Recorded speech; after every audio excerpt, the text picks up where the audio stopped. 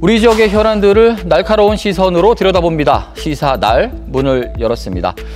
자, 1심 판결이 완전히 뒤집어졌습니다. 지난 5월 13일 포항 지진 손해배상 청구 소송 항소심 재판 선고가 있었습니다. 포항 지진을 촉발 지진으로 보고 정부의 책임을 인정했던 1심 재판과는 달리 항소심에서는 포항 시민들의 청구가 기각되면서 시민들의 격앙된 반응이 나오고 있습니다. 자, 포항시민 대다수가 참여한 이번 소송 2심 선고에 대해서 자세하게 알아보고요. 앞으로의 대응 방법들도 논의해 보도록 하겠습니다. 오늘 세 분 스튜디오에 모셨습니다. 자, 먼저 모성은 포항지진 범시민대책본부 공동대표 함께합니다. 안녕하십니까. 공봉학 포항지진 공동소송단 대표 변호사 자리했습니다. 네, 안녕하십니까. 네, 오늘도 날카로운 시선을 더합니다. 천영길 시사평론가 함께합니다. 안녕하십니까. 시사날이 준비한 주제 화면으로 먼저 만나봅니다.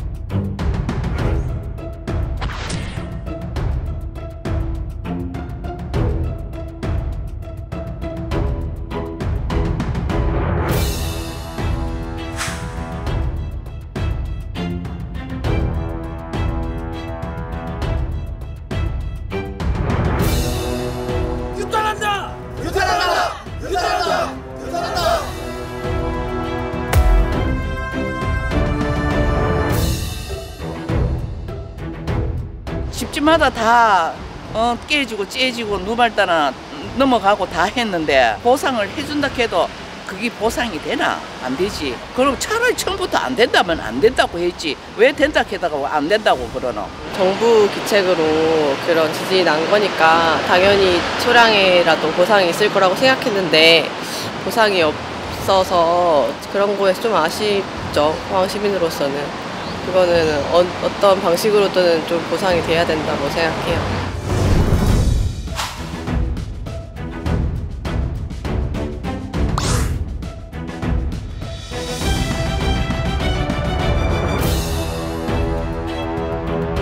자, 지진이 일어난 지 8년 만이고요. 1심 판결이 있은 지 1년하기도 또 그리고 6개월여 만입니다. 1인당 최대 300만 원의 위자료를 지급하려는 1심 판결. 그야말로 완전히 이번에 뒤집어졌습니다. 먼저 세 분께서는요, 이번 2심 선고 판결을 어떻게 보고 계시는지 한 줄 평과 함께 간단히 의견들을 들어볼게요. 먼저 대표님부터요. 한마디로 말도 안 되는 판결이었습니다. 어떤 판결이든 재판이든 피해자 입장을 우선 고려해 줘야 됩니다. 그럼에도 불구하고 이번 재판은 피해자, 즉 피해 국민들의 입장은 아는 것 없이 가해자, 즉 대한민국 정부의 입장만 고려한 재판이었습니다. 왜냐하면은 정부 스스로가 발표한 내용까지 모두 부정을 하고 있기 때문입니다. 그래서 사회 정의를 무너뜨리는 재판이 아니었나 생각합니다. 네, 강하게 비판해오조의 말씀이셨습니다. 변호사님께서는 이번 2심 판결 어떻게 보셨을까요? 예, 저도 같이 의견을 같이 합니다. 우선 대한민국 정부는 이 판결을 통해서 포항 시민을 대한민국의 국민으로 인정하지 않았다라는 그런 의미의 판결로 보여지고요. 어찌됐든 정부가 지금까지 판결 전에는 시민들에게 계속 잘못했다고 사죄하고 용서를 구하는 태도를 취해오다가 일단 재판이 시작된 이후에는 완전히 입장을 바꿨습니다. 그래서 이거는 어떤 의미에서 안면 몰수한 것이다 이렇게 보여지고요. 사법부 측면에서는 이건 나라의 국간을 걱정한 판결이다. 저는 그렇게 생각합니다. 굉장히 유감스럽고 굉장히 정치적 판결이다 이렇게 생각합니다. 앞뒤가 달라진 정부의 입장, 더 나아가서는 사법부의 정치적 판결이다라는 입장이시고요. 천은기 평론가. 몸에 맞았지만 자책골은 아니다 이렇게 이야기를 하고 싶은데요. 우리 축구 경기에서 보면 골 판정을 할 때 심판이 결정을 합니다. 우리 편 몸에 맞고 들어가도 그 볼이 원래 골이 될 것 같았다라고 하면서 그거는 자책골이 아니다라고 판정을 하는데 누가 보더라도 우리 편 몸에 맞고 들어가서 골이 되었는데 이것도 자책골이 아니다 이렇게 사법부가 이 판단을 했다고 이 포항 시민들은 충분히 여길 것 같습니다. 이번 재판을 크게 세 가지 쟁점으로 나누어서 이야기를 하더라고요. 그러니까 첫 번째로는 촉발 지진인가 자연 지진인가. 이게 촉발 지진이라고 한다면 그렇다면은 국가에게는 책임이 있는가? 그리고 이 재판에 이 천문학적인 위자료의 범위가 재판에 영향을 주었는가? 이 세 가지의 범위를 나눠볼 수 있을 것 같은데 먼저 이 포항 지진을 촉발 지진으로 인정할 것이냐 이 부분에 대한 쟁점을 들어보도록 하겠습니다. 2심 재판 과정에서 세 차례의 변론이 있었다고 하더라고요. 어떤 이야기들이 나왔을까요? 네, 그렇습니다. 주로 촉발 지진 여부에 대해서 이게 촉발 지진이냐, 즉 인공 지진이냐 자연 지진이냐 이거를 논의하는데 시간을 많이 할애한 것 같아요. 1심 재판을 할 때하고 조금 다르게 항소심에서는 훨씬 더 이건 자연 지진이다. 이건 모든 이 사회에서 알려진 것이 포항 지진은 지열 발전에 의해서 촉발된 지진이라는 것이 통설인데 그게 주류인데 변론인들은 나와서 아닙니다. 자연 지진이 주류입니다. 포항 지진이 자연 지진이라고 주장하는 학자들이 더 많습니다. 이런 식으로 허위 변론까지 하고 있다는 것을 확인했습니다. 그래서 저는 아까 다른 분도 말씀하셨지만은 정부의 비겁함을 봤습니다. 스스로 촉발 지진을 밝혔고 그것을 인정을 하고 수용한다고 해놓고 이제 와서는 딴 말을 하는 그 비겁한 정부의 모습을 보게 됐습니다. 사실 촉발 지진이라는 단어도 우리 시민분들이 먼저 쓰던 단어가 아니었죠. 정부조사단이 이번 지진에 대해서 평가를 하고 나중에 내린 결론이 촉발 지진이다라고 결론을 내렸고 그런데 지금 그와 다른 입장을 보인 것이 지금 재판 안에서란 말입니다. 그렇다면 이번 선고에서 촉발 지진에 대한 인정은 어디까지 됐나요, 변호사님? 이 선고 결과는 촉발 지진을 인정했습니다. 법원에서 인정을 했고요. 다만 과실이 없다는 것을 이유로 항소를 기각했죠. 그래서 이 판결은 어찌됐든 촉발 지진이지만 정부의 과실이 없다라고 그렇게 판결한 것입니다. 촉발 지진은 인정을 했는데 국가의 배상 책임은 결국 인정할 수 없다. 이게 이번 선고의 요지잖아요. 그러면은 이 국가의 배상 책임을 왜 인정할 수 없는지에 대한 구체적인 이야기를 좀 전해주시면 좋을 것 같거든요. 그러니까 이제 구체적으로 이제 국가가 배상 책임을 인정하려면은 기본적인 어떤 의무가 주어져야 되거든요. 여기 아무 의무 없는 사람에게 이 책임을 지라고 할 수는 없는 거죠. 그걸 큰 틀로 설명하면 이런 것입니다. 넥스지오라는 회사가 이 지열 발전 사업을 과제를 수행했지 않습니까? 네.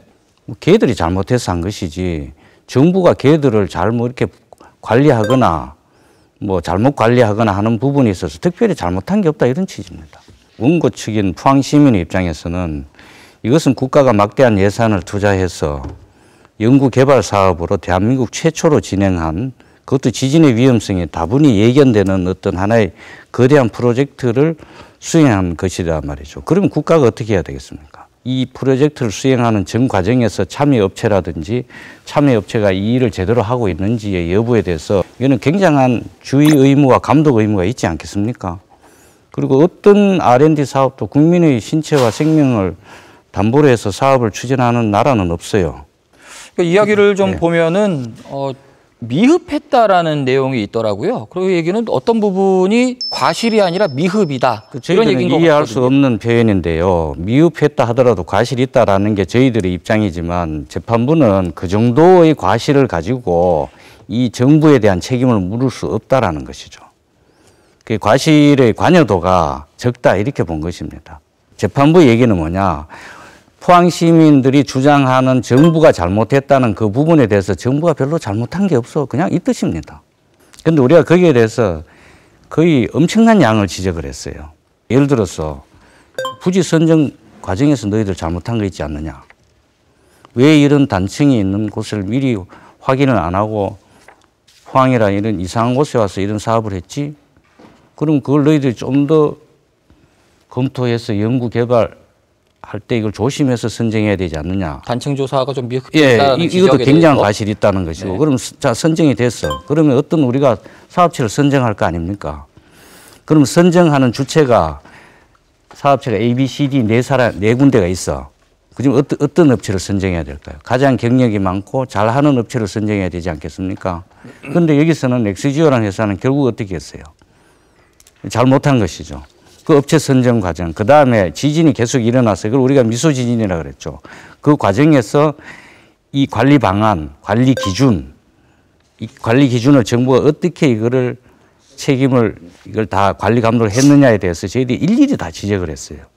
그리고 이 연구 수행 과정에서 수리 작업할 때 정부가 어떤 회의를 하고 어떻게 했느냐까지 지적을 했었고, 그 다음에 4월 15일 날 2017년 4월 15일자 지진 이후에 보고가 제대로 됐는지, 안 됐으면 왜 그 보고를 받지 못했는지, 그 이외에 이제 뭐 환경정책기본 도급인 뭐 이런 불법행위 책임들 전체적으로 다 주장을 했는데, 이 판결문 취지는 뭐냐 하면은, 그래 너희들 주장은 그렇게 맞아.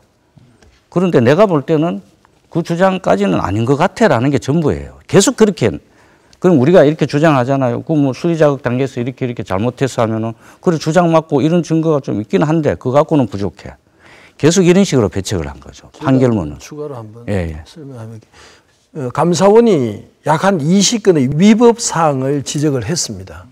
그리고 국무총리실의 진상조사위원회도 그 정도 잘못된 것을 지적을 했어요. 위법이라고 했습니다. 조항조항 잘못된 것을 지적하죠. 예를 들자면은 가장 우리 시민들이 많이 알고 있는 거.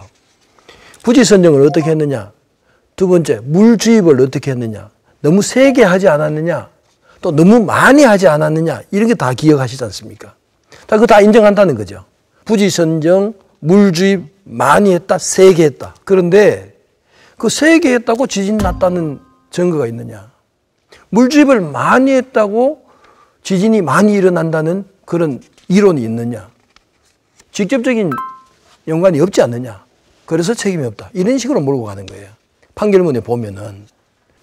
쉽게 설명하면은, 감사원 감사 보고서에서 얘기된 정부 공무원이나 우리가 잘못한, 그러니까 정부가 잘못한 이 부분하고 활동 진상조사 보고서상에 나타난 여러 가지 잘못했다고 지적된 부분하고 법원이 인정해야 되는 손해배상이 발생할 때 인정돼야 되는 과실의 양, 그건 다른 거야.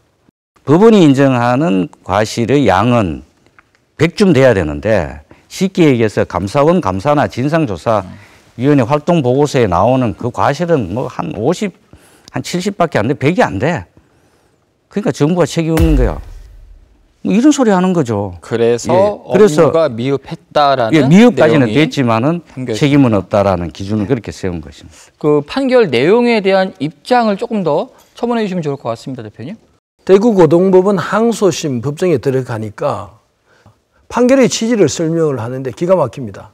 촉발 지진은 인정하지만 국가가 배상해야 할 배상 책임은 인정할 수 없다는 얘기를 했습니다. 정부로부터 고의성이나 과실성을 찾아볼 수 없다는 말이었습니다. 제가 이런 뚱딴이 같은 말이 어디 있습니까? 고의성, 과실성이요? 고의성은 당연히 찾아볼 수 없겠죠. 과실성이 왜 없습니까? 차량을 운전을 하는데 주행 중에 갑자기 중앙선을 넘어서 상대방 차가 와서 제 차를 받아갔어요. 추돌을 시켰어요. 그렇다고 저에게 완전히 저는 무죄합니까? 그렇지 않습니다. 사고를 당해본 분은 다 알 겁니다. 전방 주시 의무를 태만히 한 나머지 회피할 수 있었는데도 불구하고 회피하지 못했다는 이유로 과실의 일부를 중앙선이 넘어온 차에게 추돌당한 내가 그 과실을 갖는 정도 수준이 개인에게 요구하는 책무입니다. 주의 의무 태만이라는 겁니다. 그런데 심지어 이거는요, 대한민국 최고의 전문가들이 모여있는 집단입니다. 공무원도 그렇고 이 관계기관들도 그렇습니다. 이런 전문가들에게는 훨씬 더 깊고 높은 책임이 주어지는 겁니다. 깊고 높은 주의 의무가 생기는 거죠. 그런데 과실성이 없다. 말이 되지 않은 겁니다. 지열발전 사업에 있어서 과실은 넘치도록 많습니다. 2017년 4월 13일 날 물을 주입한 걸 3차 물 주입이라 합니다. 이래서 대규모, 규모 3.1의 지진이 발생했어요. 다들 놀랐죠. 3.1이면은 굉장한 규모의 지진입니다. 그래서 화들짝 놀라서 신호등 체계에 의해서 물 중지를 했어요. 중단! 이렇게 됐습니다. 그만큼 큰 지진이 났는데, 그런데 왜 다시 시작합니까? 왜 다시 물을 넣냐고요? 그 엄청난 지진이 났는데, 이게 과실이 아닙니까? 몰랐다고요? 그거 어떻게 모릅니까? 고의성이라는 것도 사실은 좀 더 보면은 정부의 고의성이 있다고 저는 생각합니다. 좀 더 엄밀하게 얘기하면 미필적 고의라는 단어가 있는데요. 베란다에서 벽돌을 밖으로 보지 않고 던진다. 이거는 살인 미수죄에 해당합니다. 만약 지나가다가 맞으면 죽기 때문에 그렇죠. 고의로 해서 그 사람을 맞추려고 던진 건 아니지만 일반인이라면 내 벽돌을 밖으로 던졌을 때 맞으면 죽는다는 생각은 다 아는 사실이거든요. 그걸 미필적 고의라 해서 살인죄에 해당되는 겁니다. 그게. 그런데 훨씬 더 3.1보다 더 큰 지진이 일어날 것이라고 경고가 여러 차례 있었고 본인들도 다 놀라서 화들짝 놀라서 물주입을 정지시켜 놓고 왜 그걸 다시 또 우리가 실험실에 개구리입니까? 포항 시민들이 실험용 개구리입니까? 그걸 어떻게 다시 물을 주입할 수 있습니까? 이게 과실이 아니고 뭐가 되겠습니까? 이게 고의가 아니고 뭐가 되겠습니까? 그런데 이런 것들을 다 무시한 것이 2심 판결문의 요지입니다. 그래서 법리의 오해가 심각하고 사실 오인이 심각하다는 말을 제가 드리는 겁니다. 자, 마지막 쟁점, 위자료, 손해배상금에 대한 이야기입니다. 이번 소송이 역대 최대 규모죠. 이게 1심 판결의 내용으로 비추어 보면 1조 5천억 원 정도 되는 배상금이 나오게 되는데요. 그래서 일각에서는 정부의 부담이 굉장히 커서 이 부담감이 재판에 영향이 되지 않을까 걱정하는 목소리도 있었습니다. 2심 재판 기간 동안에요, 변호사님 혹시 이런 그 배상금, 위자료에 대한 이야기, 혹시 판결에는 그런 내용들이 적시가 되어 있을까요? 상대방 그 대한민국 측 변호사가 지속적으로 이 얘기를 했습니다. 너무 많은 금액이고 대한민국 정부 예산에 부담을 준다. 말이 안 되는 소리죠. 예를 들어볼까요? 누가 다쳤어요. 어떻게 다쳤냐. 상대방이 뭐 이렇게 폭행을 가하든 사고를 가해서 내가 다쳤단 말이야. 그럼 법은 어떻게 판단합니까? 가해자에게 당신 재산이 얼마 있는지 물어보고 판결하지 않습니다. 법이라는 것은 공평하다는 것은 이 대원칙이 여기에 있는 거예요. 그러니까 법원은 상대방의 재산 여부를 묻지 않아야 돼요. 그 이후에 집행할 때 재산이 있으면 집행하고 말아야 집행의 문제지 판결 과정에서 이거는 대한민국의 국간을 걱정한 정치적 판결이다. 저는 그렇게 생각합니다. 상대방 그 대한민국 대리인께서 이게 너무나 많은 금액이다라고 지속적으로 얘기를 했거든요. 근데 포항 시민들 입장에서는 사실은 항소심에서 뭐 조금 깎더라도 저희들은 수용할 준비가 사실 돼 있었어요. 그런데 이거 전혀 아니다라는 것은 이거는 상식적으로 사실 납득이 안 된다. 왜? 아까도 얘기했죠. 거꾸로 판결했다 이거지. 상대방 재산, 그러니까 대한민국을 위해서 판결을 하다 보니까 과실 부분을 건드려서 포항 시민에게 패소 판결을 내린 것이다. 저는 그렇게 생각합니다. 네. 이 위자료에 대한 정부 부담감, 대표님께서는 어떻게 보고 계실까요? 그게 어떻게 부담이 됩니까? 1년 한 해 대한민국 정부 예산이 약 한 670조 정도 됩니다. 거기에 비하면 우리 포항시민이 다 받아도 1조 5천억인데 450분지 1이에요. 450분지 1. 그리고 대한민국 정부가 수행하고 있는 예산 사업들이 사업 한 건당 10조가 넘는 게 굉장히 많습니다. 그런데 포항시민 50만 명이 이렇게 피해를 입었는데 그게 예산에 부담을 준다? 이게 말도 안 되는 소리죠. 피고 변호인들은 이 위자료가 부담이 된다고 늘 얘기하면서 왜 부담이 되는지, 얼마나 부담이 되는지, 또 이 위자료가 많다고 얘기하면서 얼마나 많은지, 어떤 것과 비교했을 때 많은지를 얘기를 전혀 하지 않았습니다. 자, 제가 한번 해보겠습니다. 세월호 사건 예시를 들고 싶지 않습니다만은 세월호 사건 때 생존한 사람들이 있지 않습니까? 2시간, 1시간, 정확하게 얘기하면 1시간 40분 배 위에 있다가 내렸던 학생들, 교직원들입니다. 위자료 얼마 줬는지 압니까? 1심, 2심 다 고등법원까지 1인당 8,200만 원씩 줬습니다. 그리고 그 가족들에게 2천만 원, 3천만 원씩 위자료를 또 줬습니다. 그래서 1인당 1억 이상씩 줬습니다. 그런데 포항 시민들이 1년 동안 내내 전진, 본진, 여진으로 고통을 당하고 말이죠. 그리고 자살 충동을 느끼고 하나밖에 없는 어머니를 잃고 또 뱃속에 들어있는 얼굴 이쁜 보지도 못한 어린아이를 유산 낙태시키고 그 젊은 어머니의 마음은 생각해 봤습니까?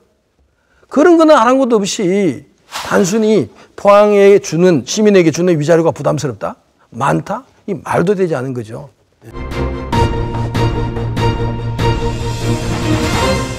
자, 이제 앞으로 과정에 대한 이야기를 좀 나눠볼까요? 결국 마지막 대법원 판결로 결정이 날 것 같은데 당연히 뭐 상고는 하게 될 테고요. 앞으로 어떤 과정들이 남아 있는지 우리 변호사님께서 먼저 설명을 좀 해주시죠.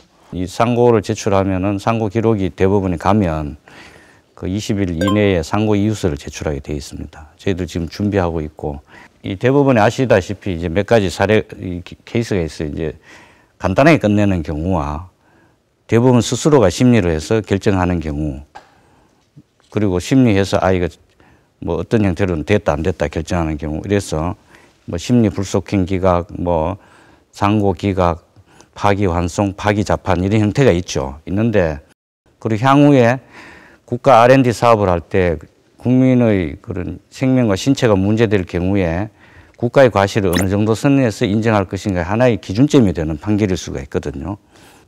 대법원이 이걸 심각하게 받아들이면 뭐 근자에 있었던 하나의 예처럼 전체 대법관들이 모여서 전체가 관여하는 전원 합의체로 해야 될 가능성도 좀 있지 않을까까지도 저희들은 생각을 해봅니다.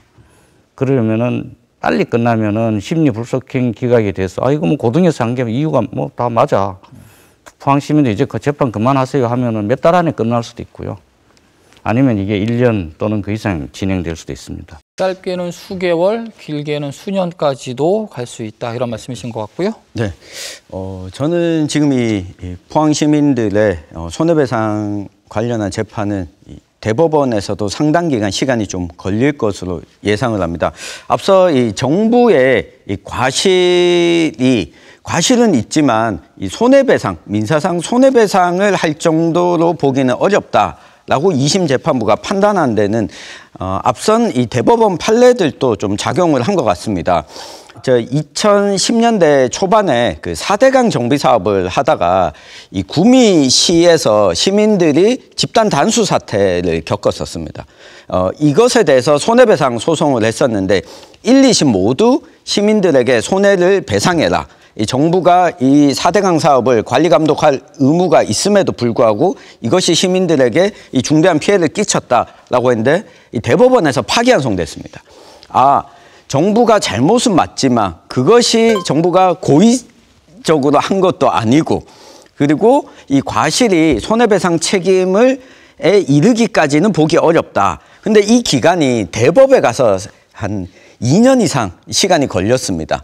그러니까 이번에 고등법원에서 2심에서 항소심에서 이 판단을 한 이유가 어찌 보면 이 대법원에서 뭔가 판결을 내리기에 좀 편안하도록 항소심 재판부에서 이 판결을 내린 것 같아서 나머지 이제 재판들과 연동해서 봤을 때 상당 기간 좀 길어질 거다. 특히 정부가 어떤 입장, 새로운 정부가 어떤 입장을 내놓는가를 이 대법원도 좀 지켜볼 가능성이 커 보입니다.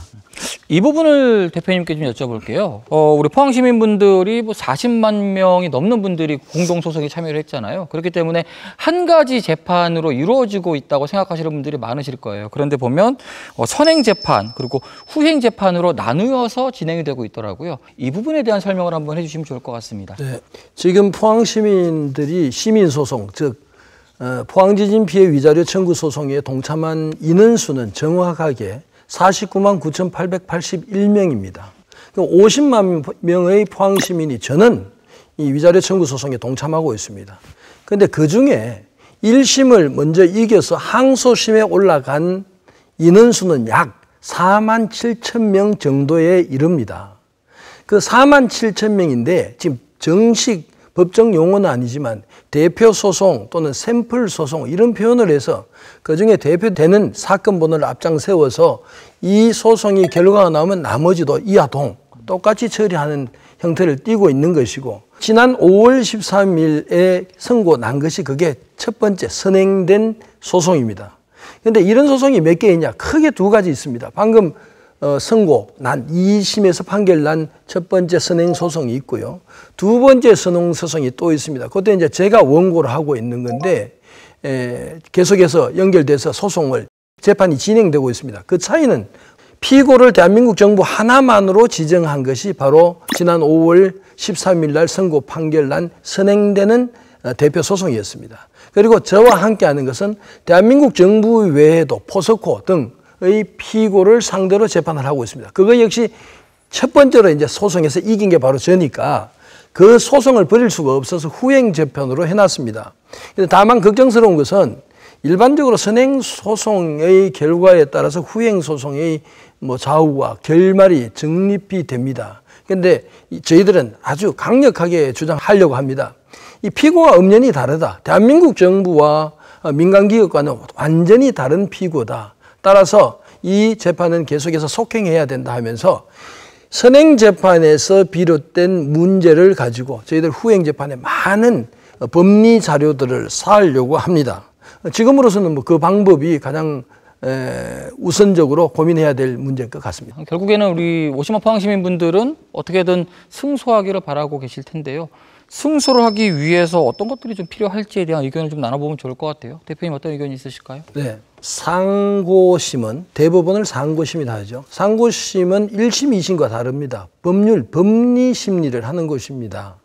그래서 이때는 원심 판결에 대한 아주 치밀한 분석이 필요할 것 같아요. 그 분석 후에 법리적 오해 부분이 무엇이 있었는지 명확하게 지적하고 논리적으로 설명한 것이 필요할 것 같습니다. 두 번째는 판결문의 이유가 상호 서로 모순된 것이 없는지를 찾아내는 겁니다. 이게 제가 봐도 몇 가지가 모순이 있었습니다. 이런 것들을 제대로 논리적으로 설명하면 좋을 것 같습니다. 여기서 한 가지 덧붙이겠습니다. 처음부터 줄곧 말씀드렸지만 이 재판은 정치 재판으로 규정합니다.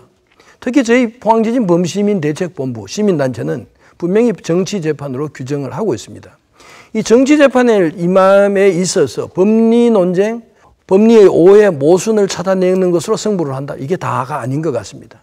무엇보다도 포항 지역의 대동단결이 필요하고 50만 포항 시민들이 모두 나서서 힘을 실어줘야 될 것 같습니다. 자, 이제 일주일이 채 남지 않았습니다. 대통령 선거가 기다리고 있지요. 결국에는 차기 정부가 어떤 입장을 보이느냐에 따라서 대법원의 판결도 많이 달라지지 않을까 하는 목소리도 굉장히 많습니다. 그렇다면 지금 주요 대선 후보들은 어떤 입장을 내고 있는지 그 부분도 궁금합니다. 네, 일단 대통령 선거에 출마한 후보들이 이 포항 지진 손해배상과 관련해서 직접적인 입장을 내놓고 있지는 않습니다. 다만 눈여겨볼 만한 부분이 이 두 가지가 있는데요. 이 포항 지역의 정치인들은 정당 가릴 것 없이 법원의 판단이 잘못됐다. 이 부분을 새 정부가 출범하면 해결해야 된다. 한 목소리를 내고 있습니다. 그러니까 새 정부가 나서서 이 부분을 해결해야 된다. 첫 번째 포인트는요. 결국 국가의 책임 범위를 어디까지 볼 거냐. 큰 정부를 지향할 거냐. 아니면 정부가 책임이나 규제를 덜하는 작은 정부를 지향할 거냐. 이 포인트가 중요한 것 같고요. 이 두 번째는 이게 대법원에 가면 어떤 일이 일어나는지 우리 시민들, 시청자들도 최근 들어서 많이 봐왔습니다. 이 법리적인 과정들. 결국은 대법원의 결정이라고 하는 것도 순전히 법적인 결정이 아니구나라고 하는 걸 봐오지 않았습니까? 그렇다면 이 새 정부가 출범한 이후에 앞서 이 모 대표님이 이야기한 것처럼 정치적인 이 결단을 새 정부가 할 수 있도록 이 지역 차원에서 어떤 메시지를 꾸준히 내는 것이 이 새 정부의 이 공약 반영에도 영향을 끼칠 수밖에 없다. 아마 선거 직전까지는 이 특정한 지역에 대해서 이야기를 꺼내는 것이 모든 후보들이 쉽지는 않는 상황이긴 합니다. 자, 긴 이야기를 나눠봤습니다. 이제 마무리 말씀드리면서 오늘 이 자리 정리하도록 하겠습니다. 먼저 변호사님. 의뢰인이 오면은 첫 마디는 소송을 안 할 수 있는 방법을 한번 찾아보셨습니까? 이게 제가 항상 권유하는 방식이거든요. 이 재판도 재판으로 끝나지 않는 게 가장 좋습니다. 그래서 시작할 때 저희들이 재판 전에 이건 특별법으로 포항 시민에게 그냥 적당한 금액을 위로의 금액으로 전해주는 것이 모든 분쟁을 종식시키는 것이다라고 수차례 제가 의견도 전달하고 법조인 입장에서도 조언을 했습니다만은 결국은 특별법에서 이 규정이 들어가는 것에 대해서 저희들이 실패를 했죠. 지금도 그러나 저는 늦지 않았다고 생각합니다. 재판은 재판대로 하고 법을 제정할 수 있으면 얼마를 정해서 이 재판을 특별법으로 종료시킬 수 있으면 그게 가장 좋은 방법이라고 생각합니다. 소송 결과를 기다리는 시민들 입장에서는 지루하기 이를 데 없을 겁니다. 지진이 난 지 벌써 7년 7개월이 흘렀어요. 그리고 소송을 시작한 지는 6년 6개월이 흘렀습니다. 그런데 지치면 안 됩니다. 이거는요, 돈 문제가 아닙니다. 위자료의 문제가 아닙니다. 포항 시민의 자존심 문제입니다. 그리고 포항의 정신의 문제입니다. 정치 재판이자 사회 정의를 추락시키는 사건이었습니다. 이 사건, 이 재판 분명히 이길 수 있다고 저는 봅니다.